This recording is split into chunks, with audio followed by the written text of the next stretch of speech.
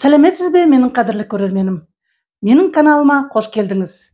Бүгін кезекті видеомда мен сіздерге ерекше дәмді болып шығатын, балалардың бәрі сүйіп жейтін үгілмелі қамырдан жасалған тағам дайындайтын боламын. Оны дайындау өте оңай, тез және кез келген келіншек оны оп-оңай жасай алады үйде бар тағамдардан. Міне оның піскендегі түрі міне мынандай болады. Әрине, самсалар бір-біріне ұқсай береді, бірақ менің дайындауымдағы вариант өте дәмді болатынына күмәнданбаңыз.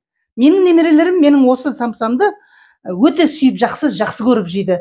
Осыны жиі жасаңызшы, дайындаңызшы деп менен сұрап отырады. Міне осыны дайындауға кірісеміз. Видеоның соңына дейін қараңыздар. Ұнаса лайк басып, пікір қалдырып отырыңыздар. Сіздер не дайындап бересіздер немерелеріңізге? Мектепке барарда, мектептен келгенде олар не жейді, нені сүйіп жейді, солар туралы айтып отырыңыздар. Бастаймыз онда.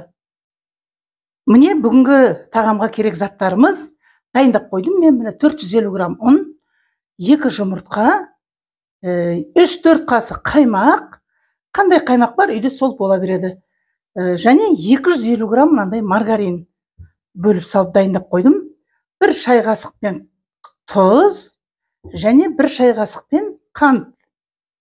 Және илеу барысында мынандай разрыхлитель, қопсытқыш қосатын боламыз. 1 шай қасық.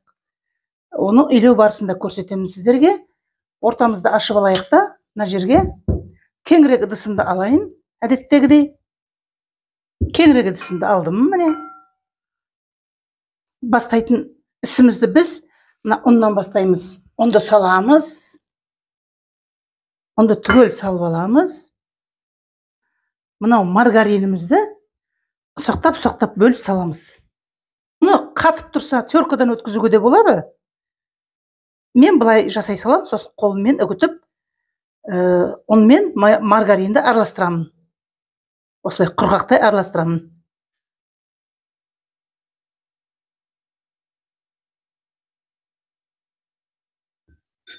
Қолмен крошка жасай салайын дедім. Осылай ұнды осылай араластырып отырып, крошка жасаймыз.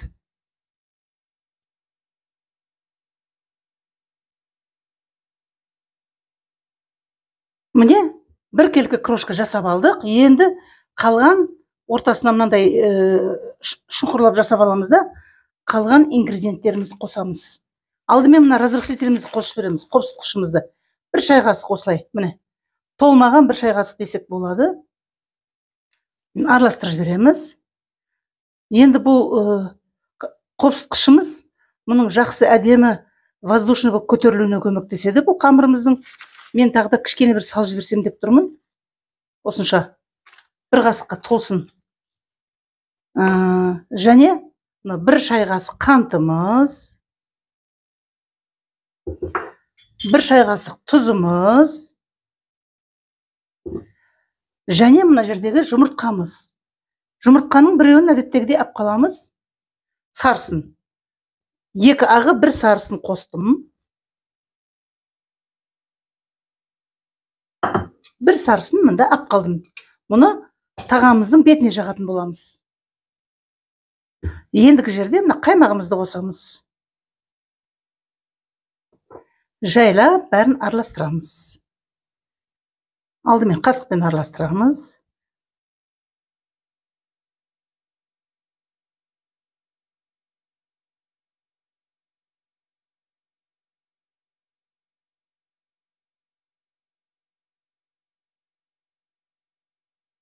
Ары қарай қолмен жалғастырамыз енді.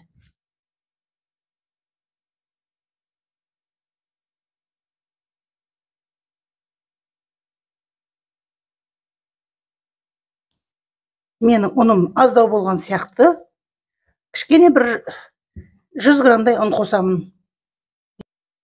100 грамдай ұн қостым. 80-90 грамм болады. Қамырды қолмен жалғастырып жатырмын илеуді.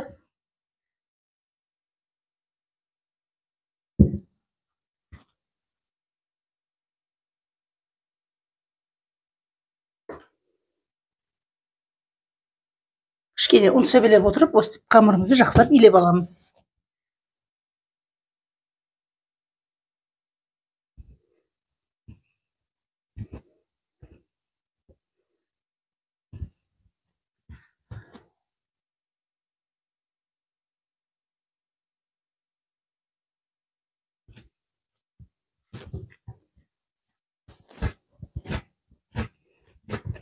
Міне, жақсы қамырымыз иленді. Әдемі жұмсақ қамыр болды. Енді бұл қамырымызды пакетке саламыз да, бір 20-30 минутқа холодильникке сала тұрамыз. Қамырымыз тоңазытқышта тұрғанда біз оның ішіне салатын салмасын дайындаймыз. Міне, әдеттегідей 250-260 грамдай фарш сиырдың, осындай бір 2 түйір пияз, салмағы бұның да 260-270 грамдай. Және оған қосатын дәмдеуіштеріміз.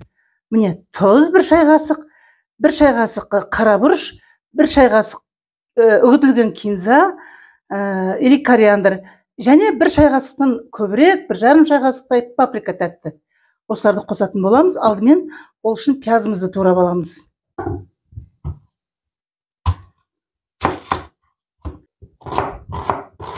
Пиязымызды мүмкіндігінше ұсақтап турап аламыз.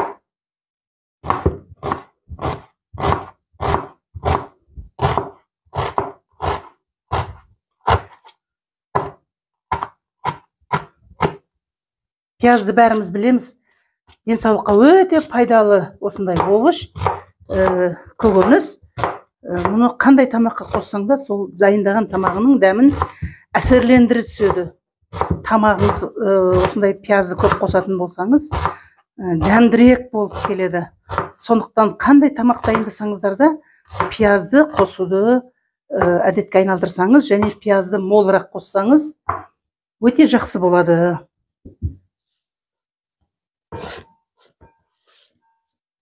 Екінші пиязымызды солай ұсақтап турап аламыз.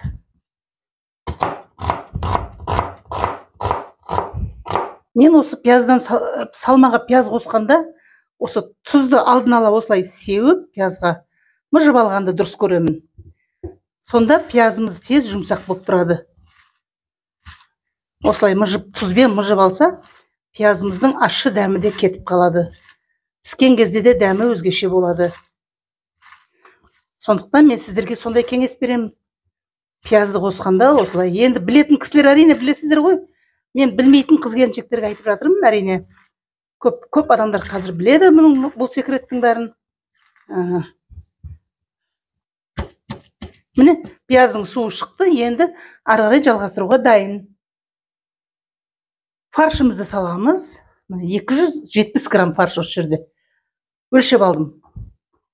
Сіздер енді көз жобамен осылай бір кеседей фарш алсаңыз, сол 250-300 грамм аралығында болады. Және қалған қара бұрыш, кинза, паприкамызды осылай салып жібереміз. Және бұл кішкене осы дайындаған салмамыз дәмдірек болу үшін, нәзік, дәмі нәзік, уылжып тұру үшін кішкене су қосамыз. Салқын су. Салқын су бір міне қазір көрсетейін өлшеп. Мынандай ас қасықпен санағанда 1, 2, 3, 4 ас қасық су қостым. Жақсылап мұжып, барлығын араластырып қоямыз.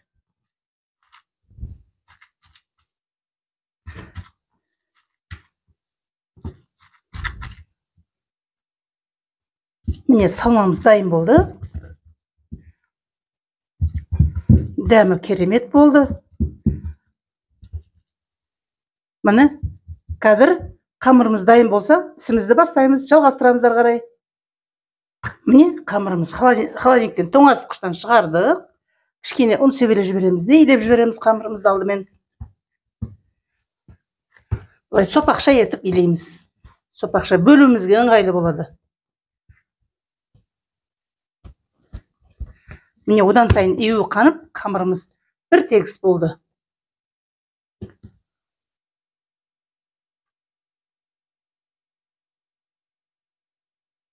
Шамамен бір 14 самса шығу керек. 14 дана.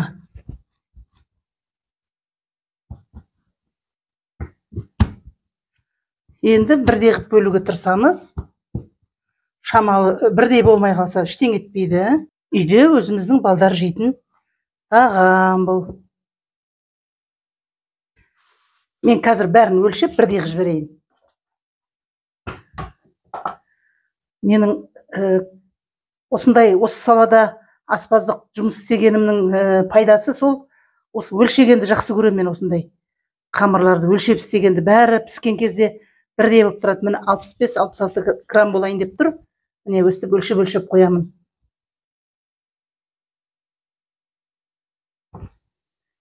Өлшемесем бірдеңе кем болып тұрған сияқты болады.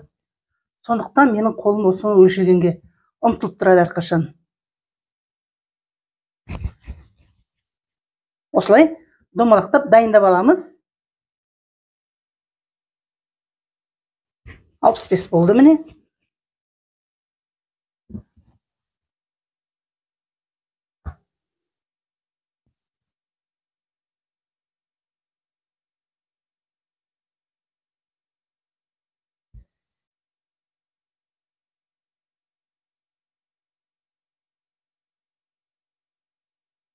Міне 15 дана шықты.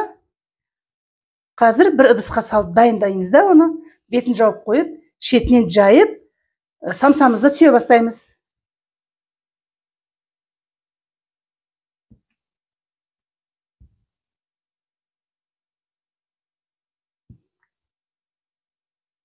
Міне қамырымыз 15 дана болды. Енді мынау салмамыз, мен оны да 15 дана етіп дайындап қойдым, бөліп.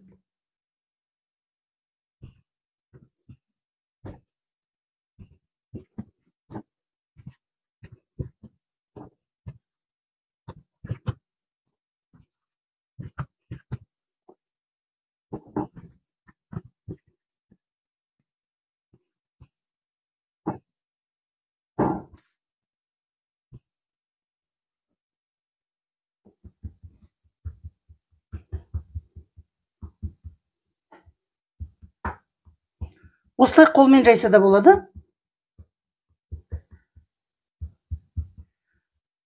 Немесе кішкентай оқтаумен жайып жіберсе де болады.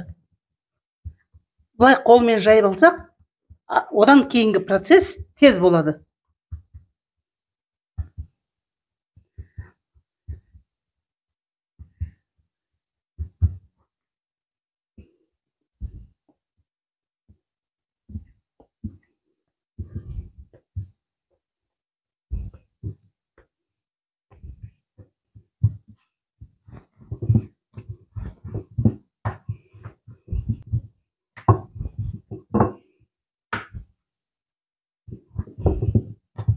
Диаметрі 10 сантиметрдей примерно. Жаямыз. Жұқалығы міне осындай. Оны сөбелеп отырамыз.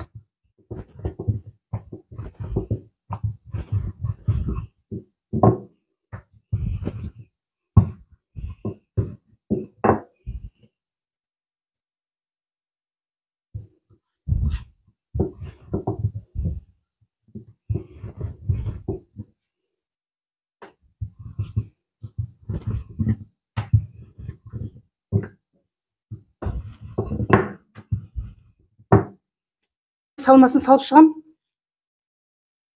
Бөліп дайындап қойған, былай қойып шығам, оп-оңай. Сіздер де осылай істесеңіздер болады. Артық қалмайды салмаңыз. Жасаған салмаңызды түгел осылай салып жібересіз. Міне, енді түйеге кірісеміз. Ол үшін қамырымызды былай аламыз, кішкене салмамызды басамыз да, былай жабыстырып шығамыз.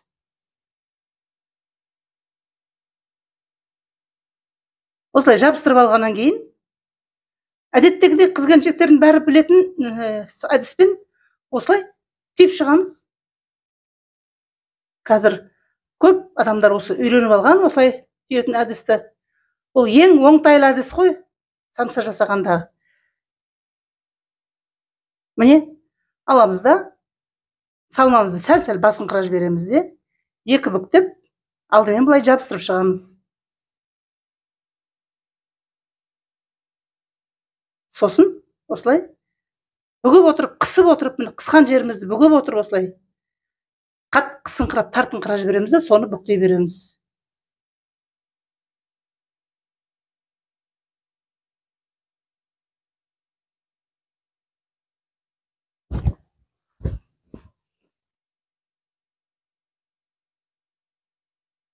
салмасы да мол, жақсы самса шығатын болды. Бұл үгілмелі қамыр самсасы деп аталады. Жасап көріңіздер. Сіздерде оңай. Менің каналымда басқа да жақсы осындай дәмді қамыр, неше түрлі қамырлардың арасына түрлі салма салған дәмді тағамдар бар.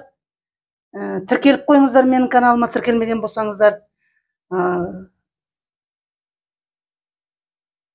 Және пікір қалдырып отыруды ұмытпаңыздар. Өз пікірлеріңізді айтып отырыңыздар. Менің жасаған әдісім ұнады ма сіздерге? Сіздер қандай әдіспен жасайсыздар?